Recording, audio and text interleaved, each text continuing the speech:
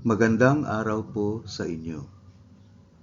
Kaugnay sa malapit ng idaos na barangay elections, nais po ng ating simbahan na mapaigting ang ating kaalaman tungkol sa barangay.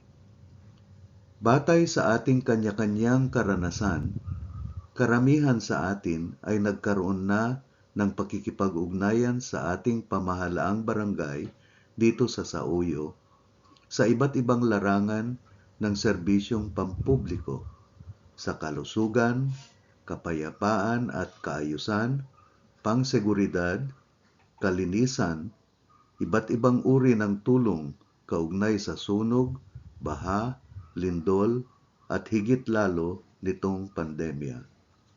Kung kaya't masasabi natin na malaki at mahalaga ang papel na maaring gampanan ng barangay sa pagbabago at pag-unlad ng ating lipunan at bansa na isinusulong ng ating gobyerno.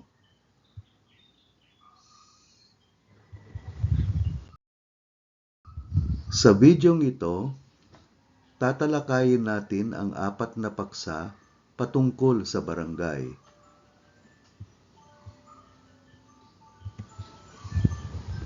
Una, ang pagsulong ng barangay sa iba't ibang bahagi ng kasaysayan ng pamahalaan sa ating bansa. Pangalawa, ang mga layunin at mga iniatang na tungkulin sa barangay. Pangatlo, ang kahalagahan ng aktibong pakikilahok sa barangay. At pang-apat, ang organisasyon ng barangay council at mga katungkulan ng mga opisyal ng barangay.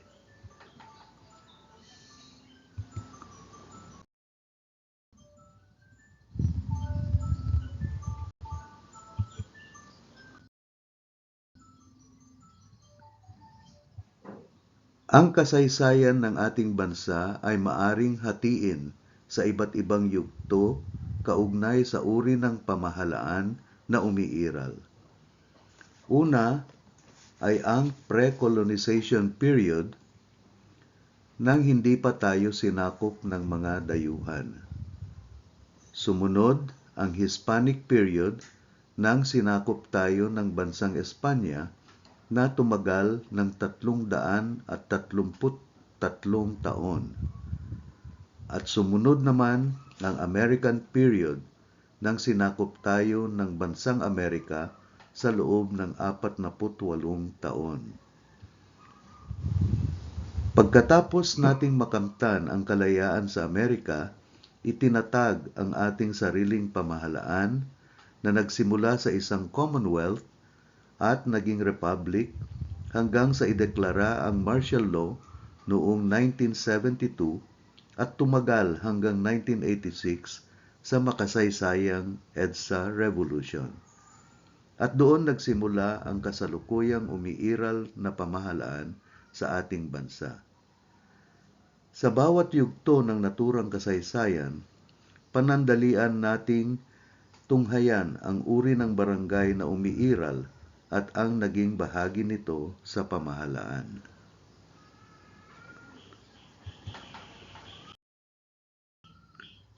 Noong pre-colonization period, ang ating mga ninuno ay nagbubuklod-buklod sa tinatawag na balanghay, isang malaking bangka na kung saan sumasakay ang ilang pamilya at kanilang kamag-anak upang humanap ng lugar na matitirhan. Kapag nakatagpo na sila ng magandang lugar, doon sila naninirahan at nagiging isang pamayanan. Dito nagsimula ang pinakaunang anyo ng pamahalaan.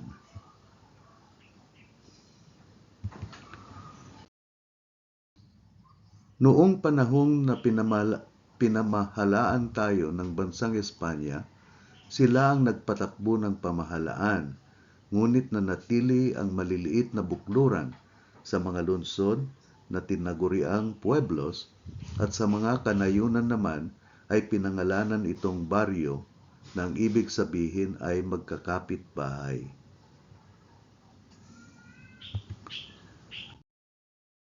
Sa ilalim naman ng pamamahala ng Amerika, Pinanatili nila ang mga baryo at binigyan ng ilang katungkulan sa kanilang pamamahala sa mga mamamayan.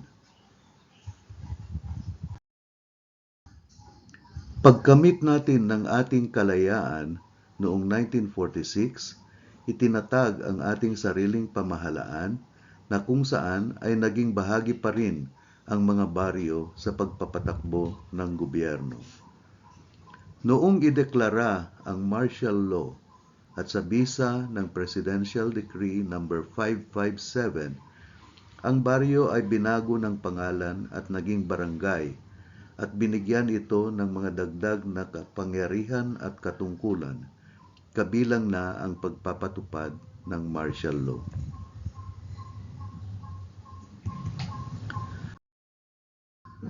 Kasunod ng matagumpay na EDSA Revolution, pinagtibay ang 1986 Constitution na kung saan ang ilang kapangyarihan at katungkulan ng national government ay ibinaba sa mga local governments, kabilang na dito ang mga barangay.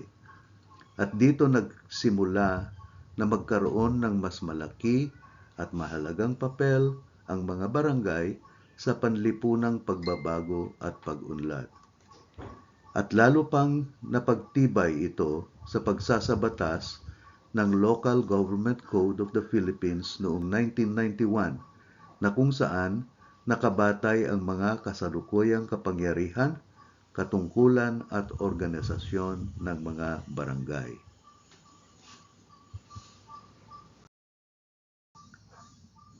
Dadako na tayo sa ating ikalawang paksa, ang mga layunin ng barangay at mga katungkulan nito.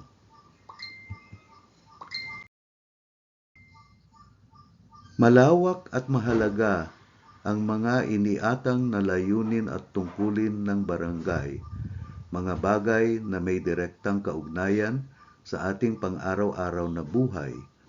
Kabilang dito ang malinis at maayos na kapaligiran, mga proyektong pagpapaganda ng tanawin sa barangay, tumulong sa food production campaign sa mga lungsod at kanayunan, isulong ang mga socio-cultural activities, hikayatin ang mga mamamayan sa pagpapatupad ng mga batas, ordinansya at panuntunan, pag-ibayuhin ang ugnayan at usapan ng mga grupo sa barangay, maigting na ugnayan at pagtutulungan ng mga pulis, militar sa mga kapitbahayan, tumulong sa pagbawas o pagtigil ng mga krimen, gang wars, at awayan, hidwaan ng iba't ibang grupo, pagsupil ng juvenile delinquencies, tumulong sa paglutas ng problema sa paggamit at pagbenta ng droga, pagbuo at pagsulong ng mga kooperatiba, pagtataguyod ng sama-samang pagkilos at pagtutulungan, at pagkakaroon ng information center at liaison group sa barangay.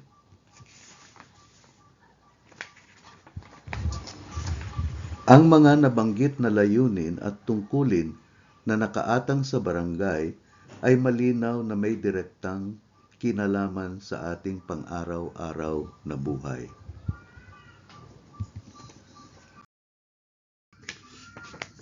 Kung kaya't dadako na tayo sa ating ikatlong paksa, ang kahalagahan ng aktibong pakikilahok sa barangay.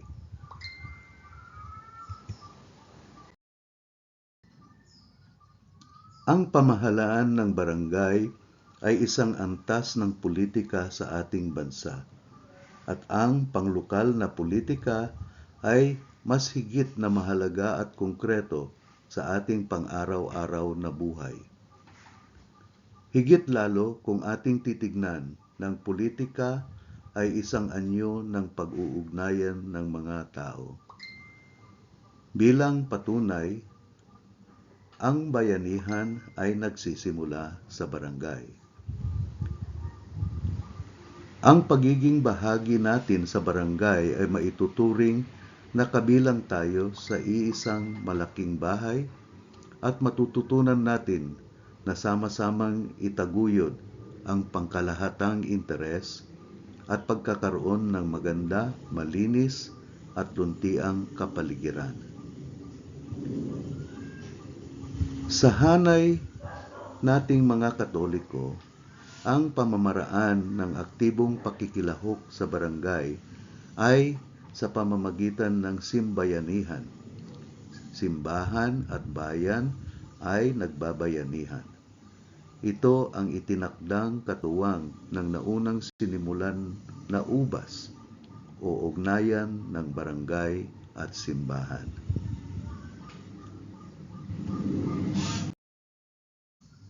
Sa ating pakikilahok sa barangay, kinakailangan tayong maging mapagmatyag, isulong ang mabuting pamamahala, at huwag sayangin ang ating karapatan na pumili ng tama sa eleksyon.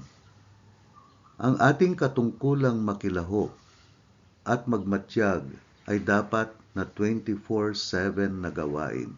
Sa lahat ng oras at panahon natin ito isasagawa. Dahil ang barangay ang pangunahing sangay ng gobyerno sa pagbubuo ng mga plano at sa pagpapatupad ng mga ito, mahalagang makilahok tayo sa pagbubuo ng vision, mission at goals ng ating barangay.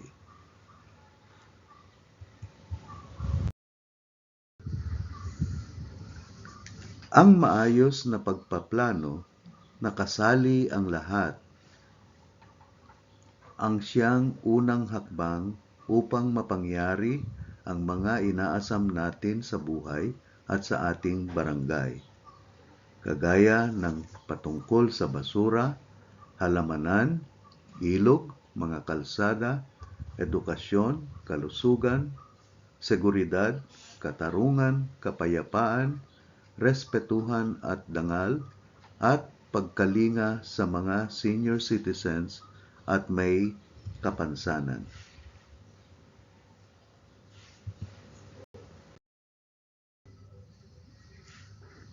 Atin ngayong tunghayan ang pamunuan ng barangay at ang mga katungkulan kaugnay sa kanila.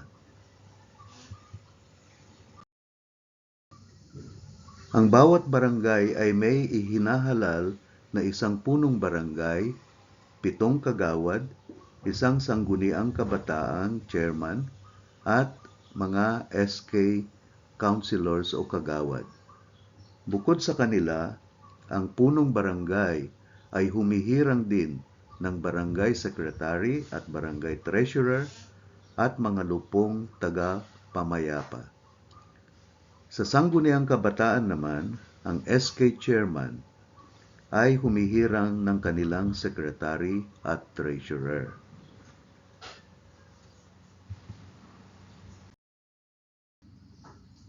Ang mga katungkulan ng mga namumuno sa barangay ay mahahati sa 3 kategorya: ang executive, legislative, at judiciary branch.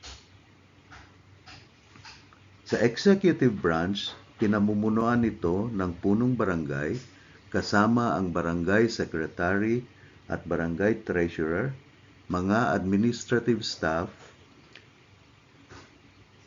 public safety officers, traffic aides, health workers, POOK coordinators, ecological aides, street sweepers at iba pa. Kabilang din sa executive branch ang sangguniang kabataan. Sa legislative branch naman, kabilang ang sangguniang barangay at ang Barangay Development Council. At sa judiciary branch, mapapabilang dito ang mga lupong tagapagpamayapa.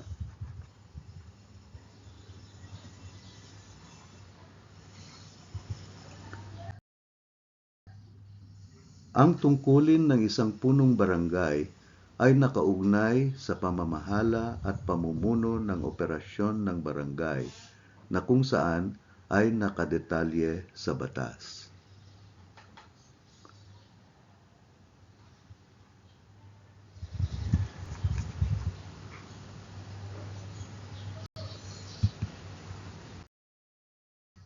Ang tungkulin naman ng sangguniang barangay ay nakaugnay sa pagsasagawa ng mga batas, pagbubuwis, pagpaplano, paggawa ng budget, mga proyekto at iba pa na kung saan ay nakadetalye din sa batas.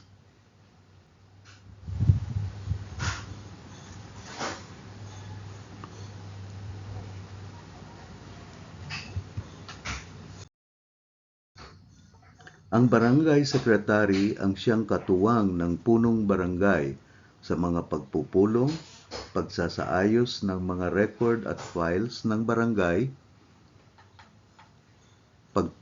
paggagawa ng mga sulat at pakikipag-ugnayan sa labas ng barangay at mga iba pang tungkulin na ipag-uutos sa kanya.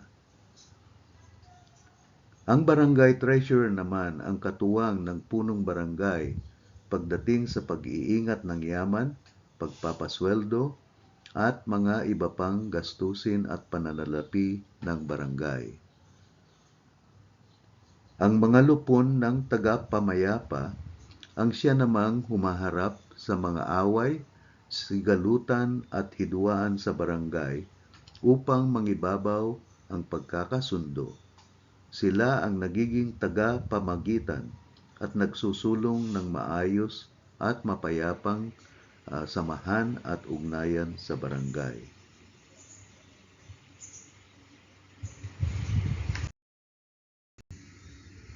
Kaagapay din ng punong barangay ang mga iba't ibang komite patungkol sa peace and order, edukasyon, kalusugan, mga kabataan, at senior citizens. Sa kabuuan, ang mga barangay sa ating bansa na aabot sa higit 42,000 ay isang makapangyarihang puwersa sa ating lipunan, kung kaya't mahalaga na maging maingat at mapanuri tayo sa pagpili ng higit na 42,000 na mga pinuno ng barangay.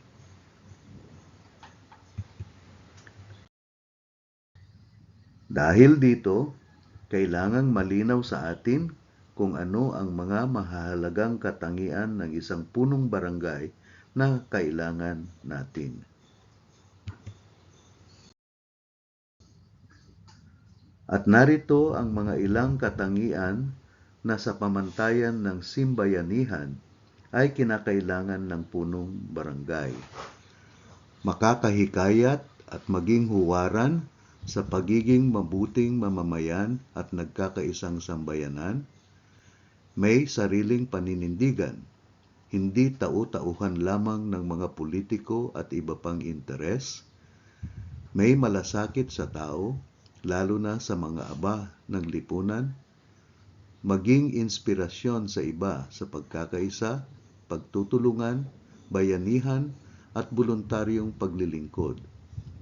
May malinis na puso at dangal, makabayan, isinasadiwa ang kaayusan, kapayapaan, at kaunlaran ng mga nasasakupan niya, tapat at malinis na lingkod bayan, at may takot sa Diyos.